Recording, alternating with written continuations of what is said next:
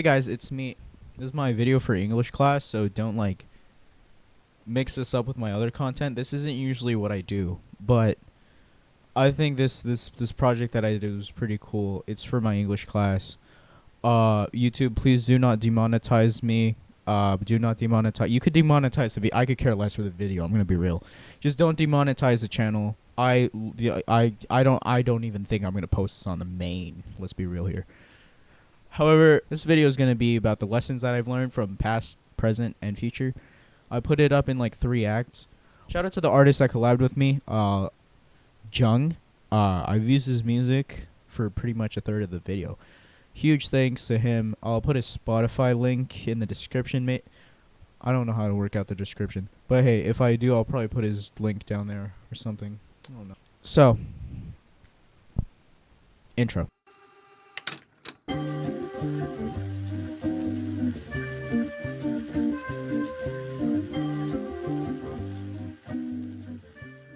So, past, present, and future, the lessons that I've learned.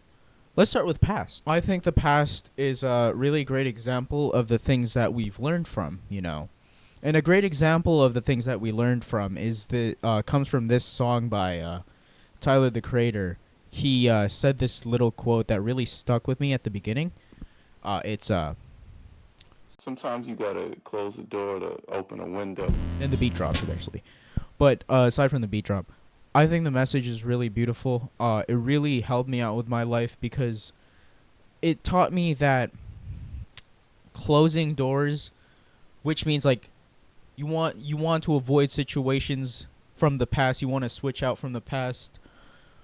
Overall, great quote. Really helped me with my life. Really helped me with my choices. Got me good grades. Shout out Tyler, the Creator. Love that guy.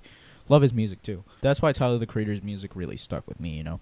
I really found his music really influential to me. A really cool thing that I like to relate to the past is time, you know. Because without time, the past wouldn't exist. Because then everything would technically be impossible. But without time, past is pretty much non-existent. That's why I chose for my symbol for past to be a clock. Because a clock represents time. Every time, you know, the little heads tick by, everything that happened before that is in the past, you know? I thought that was pretty cool. And I found it really influential to me because it taught me a lot about time saving, everything that's in the past, you know, you got to work up to become better than yourself, work out to improve yourself.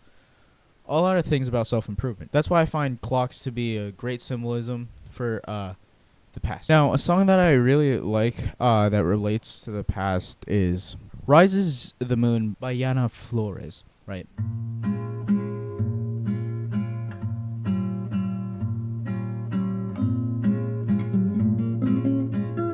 Basically, she describes the morning dawning up just like a sinking ship, you know.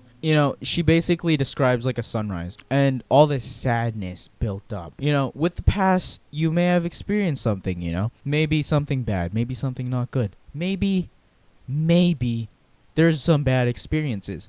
But that doesn't mean that it's going to stay bad, you know. You're going to build up at some point. Yeah, sure, the past is bad.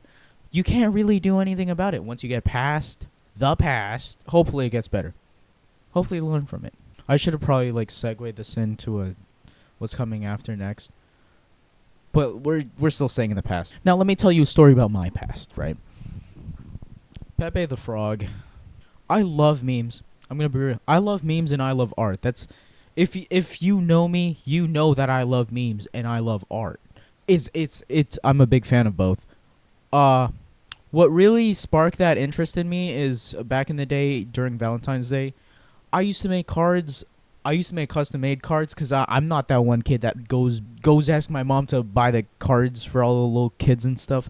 No, I'm gonna make my own. You feel me? So I ended up making my own custom cards. I wanted to draw something funny on them and something that would make them laugh. You know, something funny. So I searched up funny images on the internet, and I saw this like really funny. I saw a bunch of funny memes.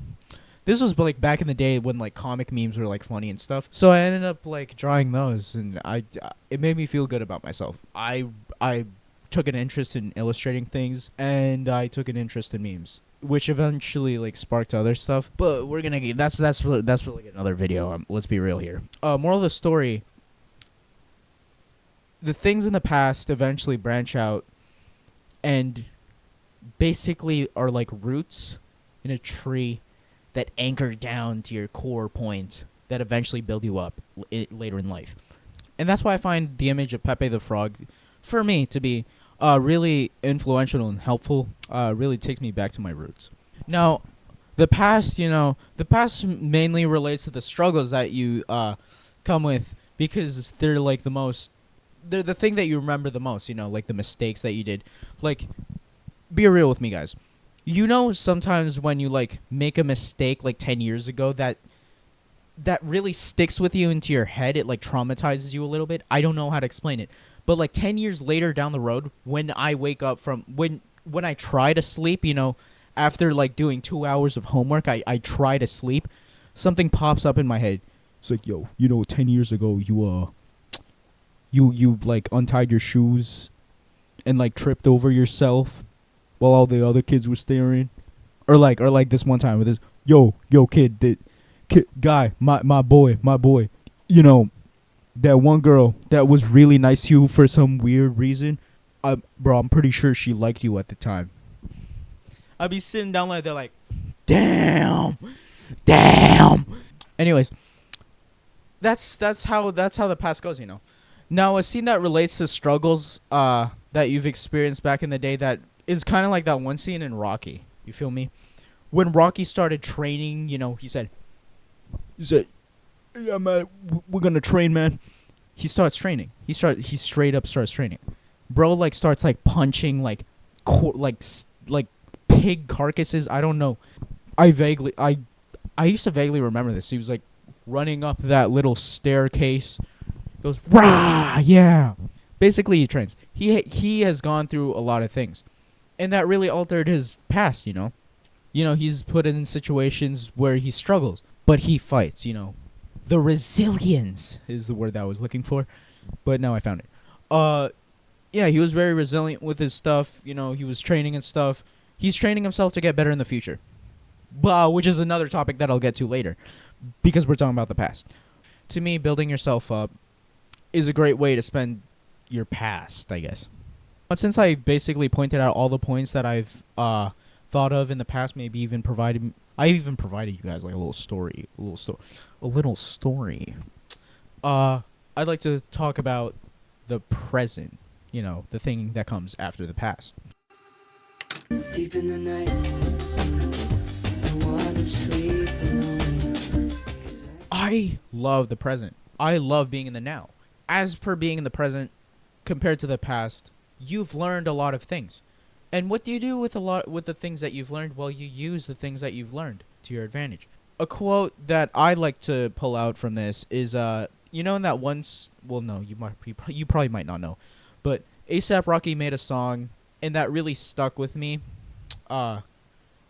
He says, I came, I saw, I praise the Lord, then break the law. I take what's mine, then take some more.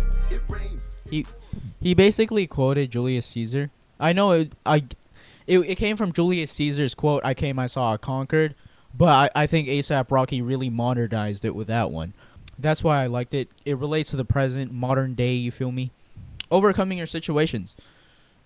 When you're in the present, you face a lot of things.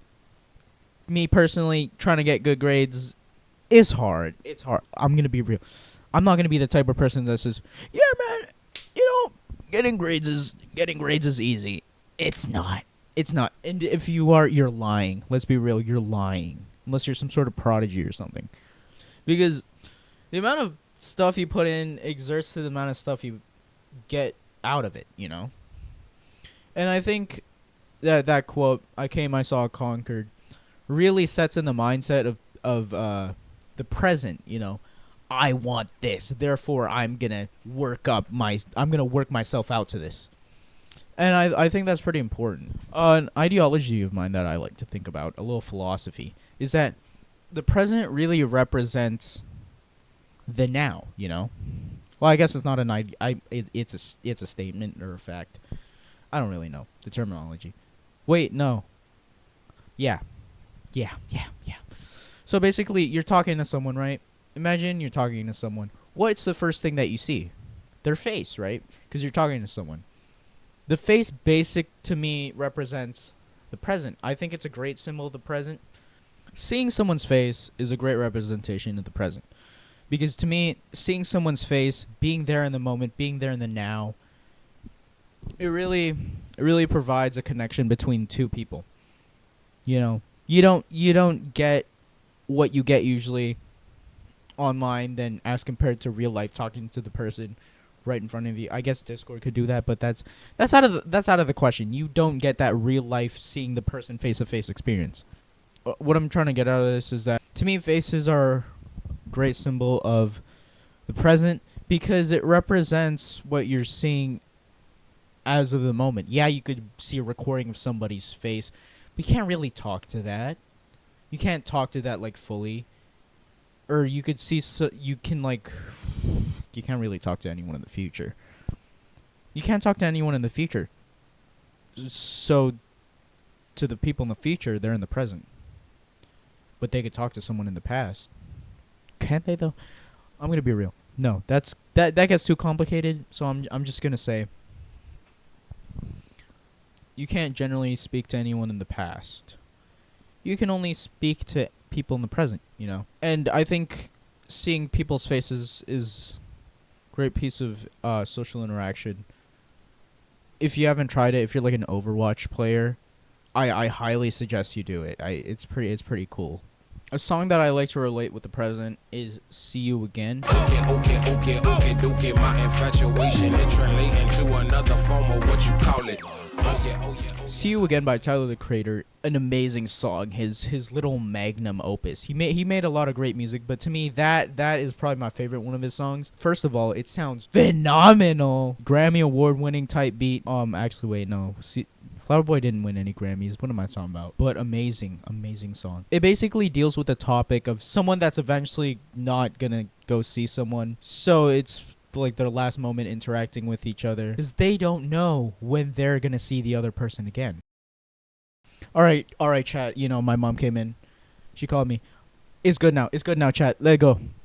Okay, well, I was talking about Tyler the Creator, "See You Again," and how the story was pretty cool. It was like, hey, I'm not gonna see you again. So bye, I guess. Alright, so they don't know if they're gonna see each other again. And God, I had this set up earlier, man. They don't know if they're gonna see each other again, you know? And I thought that was pretty beautiful.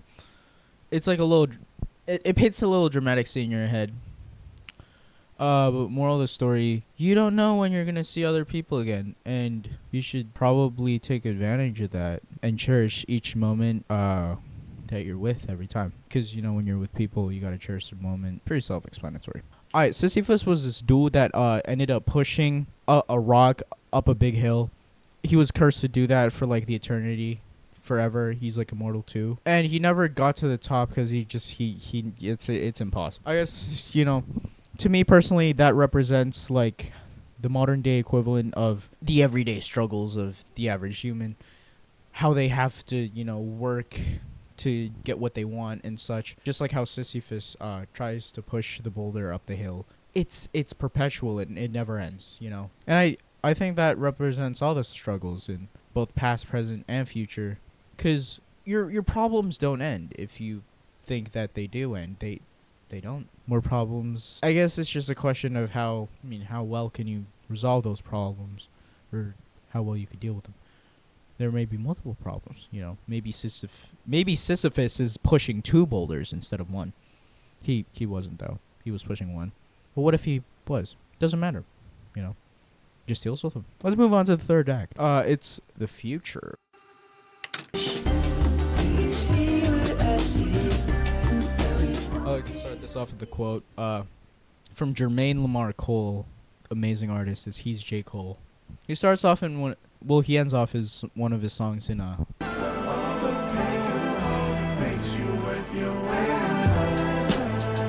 the pain you know makes you worth your weight in gold. That was real heavy when I heard it the first time. I was like, damn, bro. Can I say damn? I don't know. I'll just stick with it. Anyways, he said that and it really struck with me, you know, because like, wow, this really says a lot. So all the pain you know makes you worth your weight in gold. All the you know how I've been talking about struggle for past and present. All that struggle really moves on with you to the future. All the things that you've learned from it have benefited you throughout the way. It makes you worth your weight in gold. Well, that's my takeaway off of that one quote. Really stuck with me. Really inspired me to get good grades. The future to me is like super unpredictable. That's why, you know, I thought of a question mark as a symbol to represent the future. Because the future is completely like unpredictable. You don't know the exact thing that's going to happen. That's why it's a mystery. You could have a thought of what might happen in the future, but you don't know. Let's be real. You don't know. And that's why I thought the question mark's really great for representing the future. Because the lesson that I've learned from questioning things is that from questioning things forward, you're going to know more about the future. You know, if you ask more questions in class, you'll end up knowing more and understanding things better. And that really stuck with me. You know, especially in classes where you just don't know what's going to happen next. I mean, you could have an idea, but you don't know what's going to happen next. Like history class, for example. You know, I ask a question to the teacher. I'd be like, yo, hey, teacher, I'm going to need to know the question of that thing. What happens next? And the teacher going to be like, you might think this thing happens next, but the other thing happens next. You feel me? And then I'd be like, yeah. I'd be like, wow, that's really cool. Anyways, now I know what actually happens so I could learn better from the situation. Questioning things is important. That's my takeaway from that. Time to talk about my homie, the broski, Jhung. The song that I incorporate most with the idea of the future is pretty much an entire album by this artist named Jhung. He's an underground artist, but I see in his future that it's going to be great because his music sounds absolutely phenomenal. You know, I actually contacted him and I said, yo, Jhung, can I put you in this video? And he's like, yeah, man, put me in the video, man. Love you. And I was like, oh my God, this guy said I could put him in the video. And so I am. And I'm promoting his music because it's free advertisement.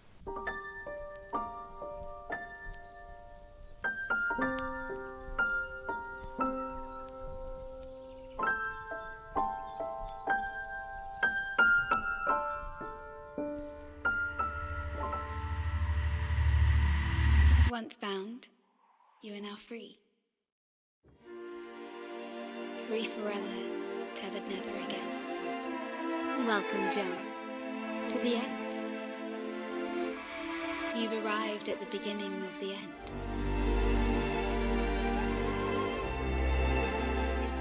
Fear not, for you are found again. But before you are reclaimed, Jhung. Wait a minute. Slow down. Are you not going to ask me if I have any last words or something? Because I do. One of them is, fuck you. But also, Could I take back all the things I've said? Everything that you've seen me do. Every moment we spent together. Everything that we've been through. So from what we got from that clip, to me personally, he's basically talking to the physical embodiment of the end. Of the end. Not death, not any, just like the end of like time, I guess. And he's like, he's really chill about it. He's like, yo, screw you, man. And then he continues to sing a song. I thought that was pretty powerful. It basically teaches me, hey, no matter what the outcome is, you shouldn't be afraid of the future. You shouldn't be afraid of the future because it's eventually going to happen and there's nothing you could do about it. Time is inevitable. Even if you don't like it, it's going to happen. And that's okay. That's my takeaway from that. It's like that one scene in Adventure Time. You know where Finn like meets like the great omnipotent planet god thing? Then that like celestial being goes like, yo, Finn, I could take you to the end of time and yeah. And like you could like live forever and stuff. Oh, what if I like put a song by Future for music, that would have been really cool. But I don't want to do that. Never mind. Cut that out. I don't wait. No, keep it in. That would be really cool. This is great content. Now, something that I would like to relate to the future with is erosion bird. Now, erosion bird is fairly like a really new popular like meme. It's basically this bird. It's an AI generated image of a bird, basically chilling. You know, really ominous looking. The background music, suburb, really matches with the bird's energy. Now, what I really like about this is that it doesn't really mean much, but it could be interpreted in many ways, as so the viewers feel. This bird was mainly a joke, but it evolved into something really cool, you know. The bird's so chill, you know, so mysterious and ominous. That's why I guess people are really attracted to the meme. Yeah, that's why I think, actually, I have them right here. That's why I found erosion bird to be really influential for the ideology of the future. Very inspirational guy. Look at this guy. Now, a really cool movie that I like to relate to with the future, and I've learned a lot from it, was Interstellar.